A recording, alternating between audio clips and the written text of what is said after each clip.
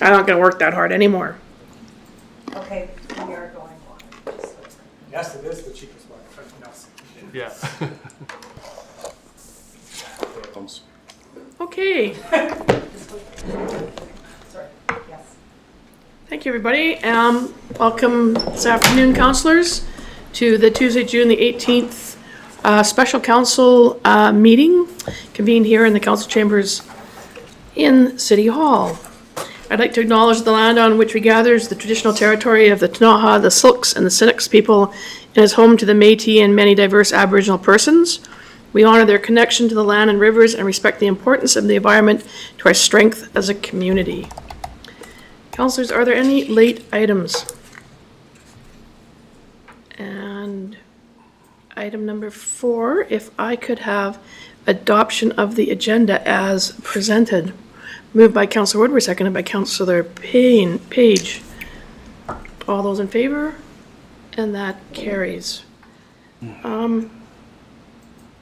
Sorry, can you just, sorry, I missed the moment to just touch base with Councillor Pinero to see if he was going to be joining us, and he can just join and we'll acknowledge him if he's available to join us, because he might be thinking it's 4:30. It's ready to go. Yep, and I believe he's been sent the information, so apologies to everybody. Moving on to item number 7, we have a bylaw in front of us tonight, the fees and charges bylaw amendment for parking fees. So with the increase in paving costs, inflation, technology changes, and the need for more transportation infrastructure, staff are recommending an increase to the hourly parkade rate from $1.50 an hour to $2 an hour to align with on-street parking.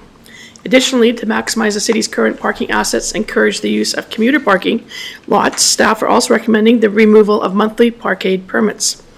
The fees and charges amendment parking fees bylaw number 3606/2024 are now presented for first 3 readings to reflect this change.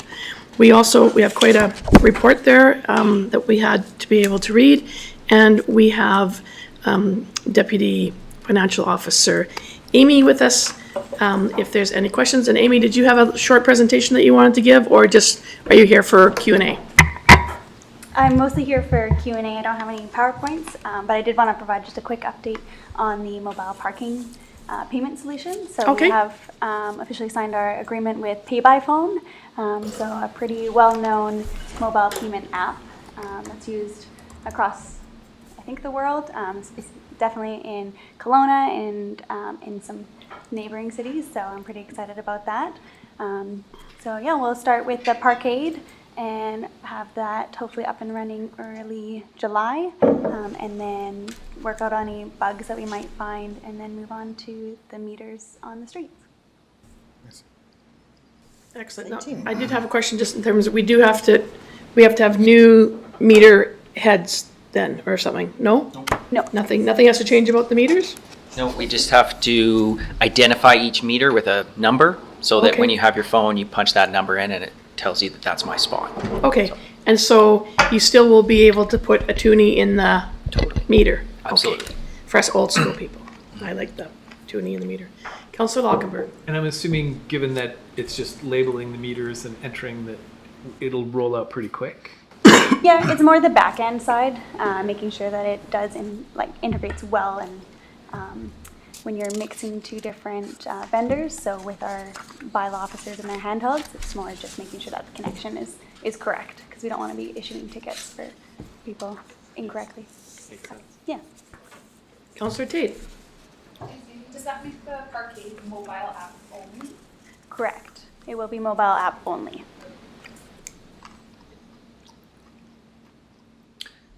Councillors, any other questions? Councillor Payne. Do you have just a tentative implementation date, or? Nothing written in stone. No, fair Early enough. Yep. July for the Parkade, and then we're hoping Okay. early August for meters. Councillor Woodward. I'm sure there'll be a clear communication on the fact that you can't get in the Parkade if you don't have the app. Councillor Woodward. Thank you, Mayor. So obviously this will be data driven. So we'll be able to collect, say after 6 months or something, we'll be able to collect how the use is happening in the Parkade comparatively to what we've been experiencing over the last bunch of years with monthly. Yeah, definitely. So we're very excited to kind of monitor that over the next few years, and we've had some meetings with the current Parkade monthly users and kind of been in touch with them, talking about we'll be evaluating this ongoing, and that if we need to make adjustments, we can. Great. That's great. Thank you. Thank you. Can I just add on the current method? I mean, Amy was sort of filling me in on our struggles with the current ticketing machine in there, and that it's down quite frequently and, getting jammed up, and it's just an old system. We inherited it when we took over the Parkade, so it was something that probably needed to be replaced. So I think not moving in that direction and just going mobile only, number one, we get rid of that headache and the monthly fee associated with it. But number two, if you talk about data, having all of that going through one app, you're really going to be able to see like when are people using it. If you have people buying tickets and using the app, you're never really going to know how it's being used. But now you'll have 100% clarity on, who's coming at what dates, what times. We can kind of build off of that. So it's pretty exciting. Great. That's great. Thank you. Councillor Page. So just for my own clarity, we're taking out the ability to manage cash. Does this product have the capacity to take a tap terminal for something like the Parkade? Like, I get the app part, but is it going to be capable of me rolling up and just tapping my credit card? I have to get on my app, on my phone, in the line. It doesn't have to be an, sorry, I don't mean to interrupt. I don't think it has to be an app. You can actually go straight to a website. Correct. So you don't have to download an app. Because I've used it in Kelowna. If there's a sign and it's like pay by phone, and you go pay by phone, and then it's like enter your stall, and you're like stall, and then it's like enter your credit card, and away you go. Or use Apple Pay or whatever's on your phone. Yeah. So you don't have to download an app, but you do have to pay through a mobile device. And you don't have to do it before you park. You can park, and as you're walking to your office down the street, you can be paying for your parking. Like there's no lineup. You just go and park, you got a spot. If you don't have an internet connection, if you're going nearby, you probably just punch it in as soon as you get to your office.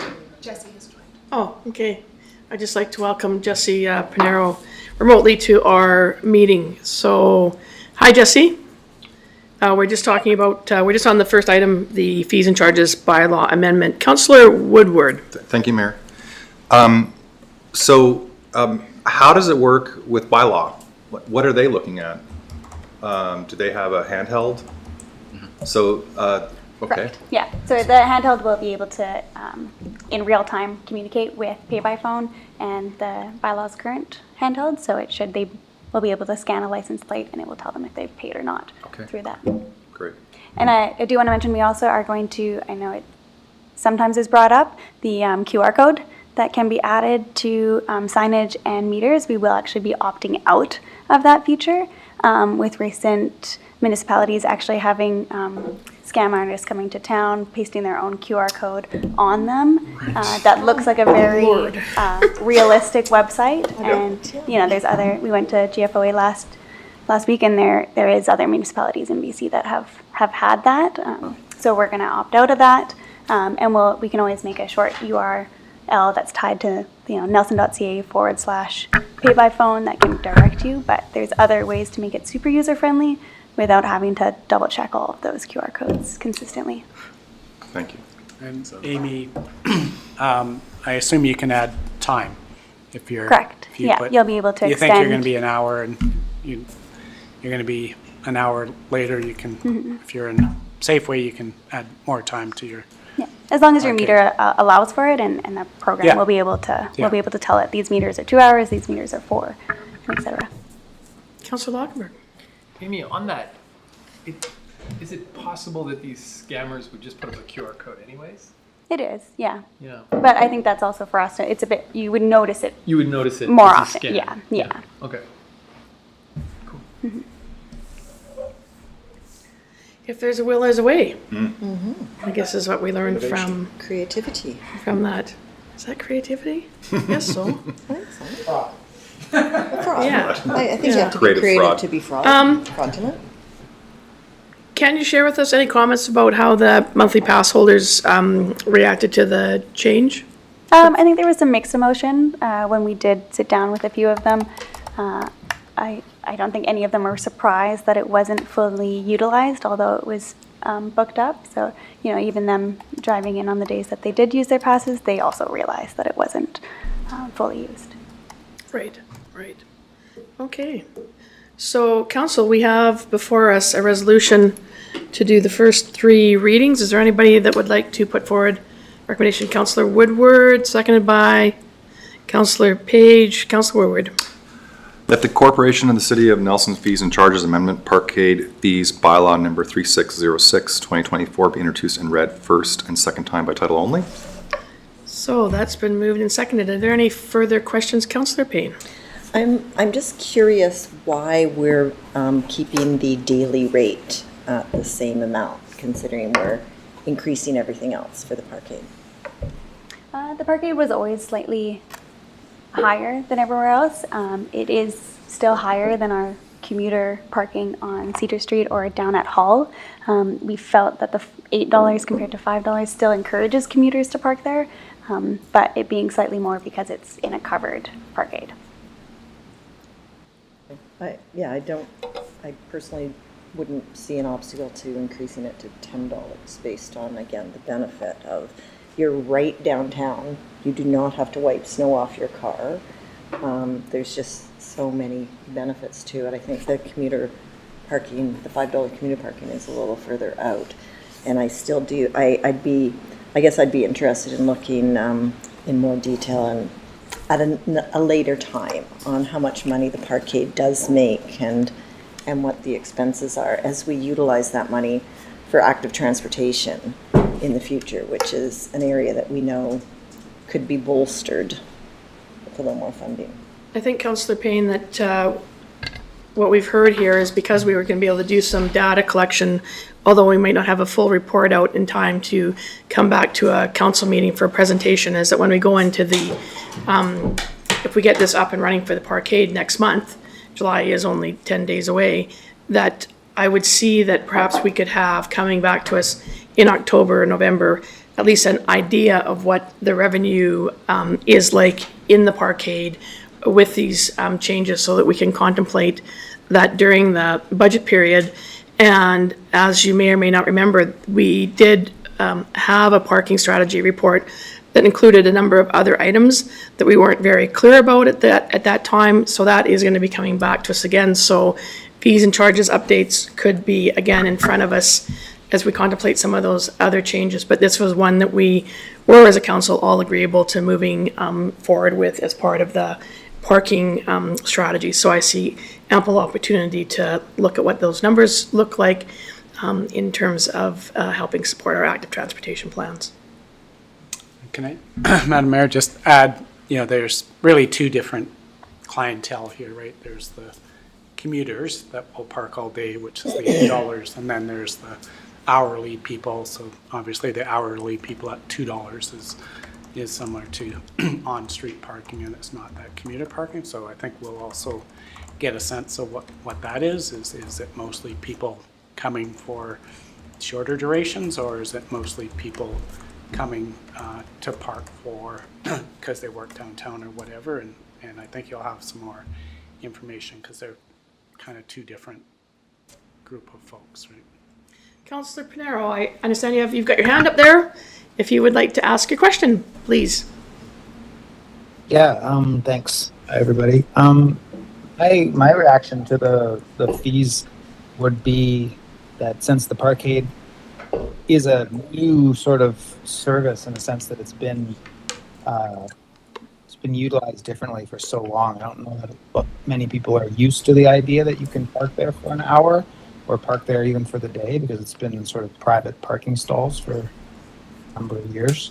So I would, or just to do an all-day parking rate that's similar to the ones that we already have. Like, why not $5 that utilizes uptake and make sure that parkade is full, and that the people that are that are parking on the street, be it for, you know, quick shopping or running into a store quickly to find a place that they're going to, which I think is what most people want. And people that are parking there because they work downtown, it becomes more, I believe that's more of what it should be used for and what it will be used for eventually once people get used to that. So I would, you know, $8, whatever, that's fine. But honestly, like, we could go the same rate for the all day as the all day parking we have in other places, encourage that uptake and make sure that it's really utilized. It would have a bigger impact if actually, you know, making parking easier downtown is thanks. Thank you, Councillor Panaro. Any question, Councillor Tate? Oh, I just had a question. How does the app/bylaw monitor overnight and long-term parking? If you add a day, for example. You could each morning renew your stall and pay for that. So we can't monitor that. There could be somebody that leaves their vehicle for a month or 3 months if they just pay the $8 every morning. Hypothetically, yes. I Okay. would have to double check with Bylaw if having a vehicle parked for, I think it's 36 hours, 72 hours, still applies to a Parkade, or if that's just street-wise, but I can. Yeah, we should check. probably look Yeah. into that and see if the bylaw applies to our Parkade, the 72-hour rule. Something to be aware of. Yeah. Thanks. Councillor Page? Through the mayor, and correct me if I'm wrong, because you've looked at this vendor closely, I did see options that they do long-term parking schedules, so I imagine it's a fee schedule that could be adjusted, because they do it for airports and other transit parking rides. This product has a long-term parking. Well, I think it I'm depends saying the opposite. with what we want to set up. So they may offer long-term parking for municipalities or companies that want to allow that, Yeah. but we would just be allowing by day. I could see that being an option in other locations, though. Like, we always talk about it's going to happen down there at the airport, and, you know, maybe that's something if people are parking their car there and going on a ski, you know, Yep. getaway kind of thing near the airport, and maybe there's something where they could park it for 5 days. So it's good to know that option exists. Yep. Okay, so recommendation number 1 has been moved and carried. Councillors, if there's any other questions? Seeing none, all those in favor? 1, 2, 3, 4, and those opposed? Okay, and seeing nobody opposed, then that carries. And resolution number 2. Move. Councillor Woodward, seconded by Councillor Tate. Councillor Woodward. That the Corporation of the City of Nelson Fees and Charges Amendment Parkade Fees Bylaw number 3606 to 2024 be read a third time by title only. Okay, that's been moved and seconded. All those in favor? Can I have a few more hands here? 1, 2, 3, 4, and those opposed? And that carries. Okay, moving on then. Thank you for that. So, that's great. Those changes can be made, and we'll see what happens with the Parkade. Hopefully we get a good uptick in utilization. So on item number 8, recommendations from staff. Recommendation 8A, the 2023 annual report. Pursuant to Part 4, Division 5 of the Community Charter, Council must prepare an annual report before June 30th of each year, make the report available for public inspection, and must consider the report at a public meeting.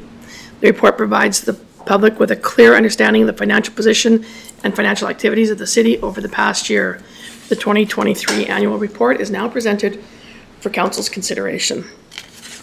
So, councillors, that's been included in your package. And does anybody, I believe Amy is still here for any questions about it. Yeah. Well, I'll move it. Okay. I'll move it. Okay. So moved by Councillor Woodward and seconded by Councillor Page. I was looking at the Sophie report, and we're all in the bottom half of the alphabet. And so now it's been moved to seconded. Discussion, councillors. Councillor Woodward. Well, it's more of a comment. I just want to say that the layout, I find it's a very, it's an easy read. There's lots of good factoids and numbers that you can see where we're going as a city. So I just want to say, like, it's, over the years, I've seen these get more and more professional and organized, and it looks really good. So, Yeah. thank you. I know it was a big team effort. Just want to recognize Ginger for the Yes. work that she has done on this year's Yes. annual report. We're kind of all like herding cats, but she manages to get us together, and we all get our reports in, and she gets to put together a quality report again this year. So Yeah. I'm sure Ginger's listening in from home, because she often does. So thank you for your kind Thank you, words. Ginger. Yeah. And I think if you were to kind of compare back that benchmark you're talking about, the improvement, back when I used to do it, that's the, it was pretty rudimentary. And come once on we now. brought Ginger in, and then every year it just kind of gets better and better. So Yeah. yes, I agree. And I know Amy had a little bit of a hand in it too, so. No, absolutely. And Amy's done a great job of bringing things together and adding some value and color and kind of some of the data stuff at the back section there too, she puts together. So yeah, really good job. Councillor Payne. I just have one comment, and I know there are times when we need to use acronyms, and some acronyms are well-known. Just at the bottom of your report, City Manager Cormac, is that what I would say? AI would be the only one that I feel is important for, we're so familiar with using it, but I don't know that it's still, that was the one. There's a few in there like SCADA, I don't know. I looked it up. It's easy, but who's gonna? So I think that stuff like that can stand. But I think artificial intelligence is something that we do want to raise in the, that was my only comment. Other than that, I thought everything was really well done. Thank you. So it's still in draft, so. we can Yeah, make that's those- why I wanted those to small mention it ones. now. Yeah. It wasn't anything critical, but Yep, yep. I think in the spirit of communicating to a cross-section of residents, it's important. Some of those really key things that we're working on to make sure they're clear now, so as we move forward, it becomes. And we will prepare hard copies for everyone as well, which is kind of nice to have. And so, yes, we wanted to hold off until, some great observations like that come up. So, yeah. Councillors, any further questions or comments regarding the 2023 annual report? Okay, seeing none, that's been moved and seconded. All those in favor? And that carries. Thank you, Council. And what we have here now is we have 8B, the Statement of Financial Information Report. Annually, all governments must prepare a Statement of Financial Information, known as SOFI, as opposed to the SOFA, in accordance with the Financial Information Act legislation. The SOFI report is to be presented to Council for acceptance and approval before the report is submitted to the Ministry of Municipal Affairs and Housing. Is housing actually still under municipal affairs? No, No, It could be it's not housing. it's not housing. Minister of Municipal Old. Affairs. old description. Whole description, thank you. Anyhow, we have a motion in front of us, and I think everybody was contacted, all councillors were contacted to make sure that their SOFI numbers were correct to the best of their knowledge. Is there someone that would like to move this resolution? Councillor Tate, seconded by Councillor Page. Councillor Tate. That council passes the following resolution, that the 2023 SOFI report be accepted and approved as presented to council at the June 18th, 2024 special meeting. Okay, that's been moved and seconded. Any comments about the SOFI report? I have a question. Does this mean that the auditor approved it, right? Or now that this is the thing that they approve? They audit the financial statements, Oh. which is then included in this SOFI report. So they don't actually audit the Sophie itself, but they Okay. have audited those financial statements. And then we just add those additional schedules In this. onto the back of there, which shows those payments to vendors over 25,000 and employees over 75,000, that piece. Thank you. And I'm going to once again ask this question because UBC is coming up in September. And I think that it's about the Sophie having a limit of $75,000. Nowadays, that includes quite a number of staff because $75,000, while is maybe twice as much as many people in Nelson makes, it's still sometimes, it's not a wage that's extremely high anymore. Like when you used to talk about somebody making $75,000, you really thought they were wealthy.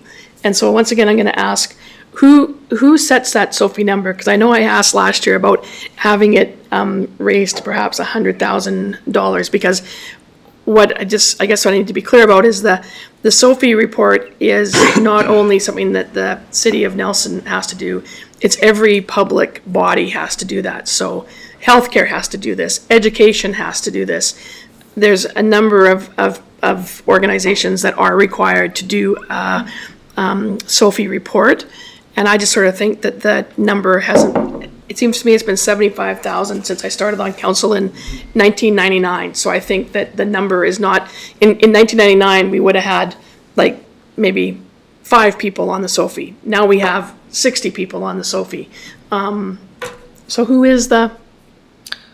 That part, I'm not sure exactly which ministry it is. I know it gets brought up. I mean, we're just at the GFOA, and it was brought up again there. Yeah. I can't remember which ministry was there that, is there any appetite for changing this? And it's always the same sort of like, oh, yeah, it's not really a priority type of answer that we get. I don't know, Amy did some stats too, just on the number of names that are on there this year versus last year. And it's just interesting anyway. Yeah, so it looks like roughly we add 20 people each year. So last year we had 74 names on the list, and this year we're at 91. And then just estimating for next year, we'll add another 20 people. So I agree with you, Mayor.